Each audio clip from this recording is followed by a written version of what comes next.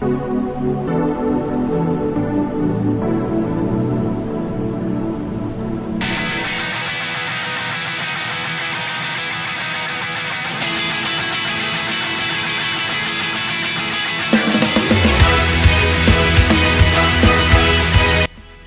everyone, welcome back to Nightsight Productions, King Volks here, and today we will be covering Sonic Unleashed Recompiled, a long-sought port of one of the best Sonic games to the PC platform.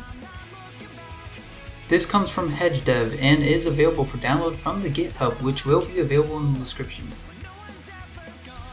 This port is based off the Xbox 360 version, and in fact the devs have posted tools to allow us to decompile other 360 games, which is great, but they have brought over PS3 only features, which as well is great for those who are using a PS5 controller or just used to the PS3 version, such as fixed colors and such.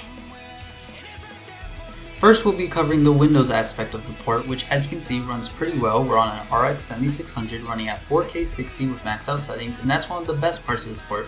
It finally allows us to go beyond the original graphics of the game and delivers a more modern experience compared to the Xbox 360 and PS3 versions.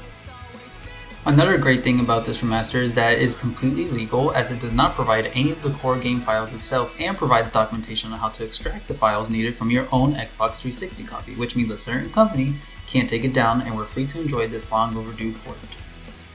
The requirements for this port are a CPU with support for the AVX instruction set, which involves Intel Sandy Bridge or AMD Bulldozer, a GPU with support for DirectX 12, Shader Model 6, or Vulkan 1.2 for the Linux users, which includes graphics cards from GeForce GT 630, Radeon HD 7750, and Intel HD Graphics 510. You also need 8 gigs of memory minimum, so not the worst requirements and should cover most modern PCs today.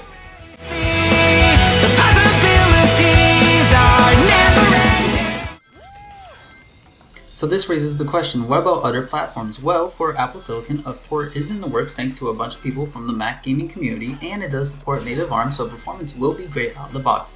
As you can see here, running on an early build on M4 at 1440p max settings, and we're hitting about 60 FPS constantly. You can download the macOS version from the description, but be warned, it is not still finished and may exhibit some issues.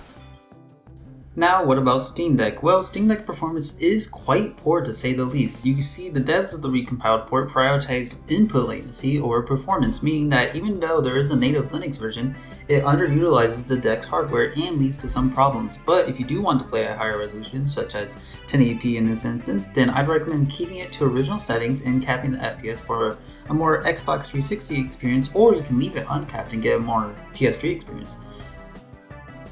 That is it for this video. I hope you enjoyed and hope to see you next time.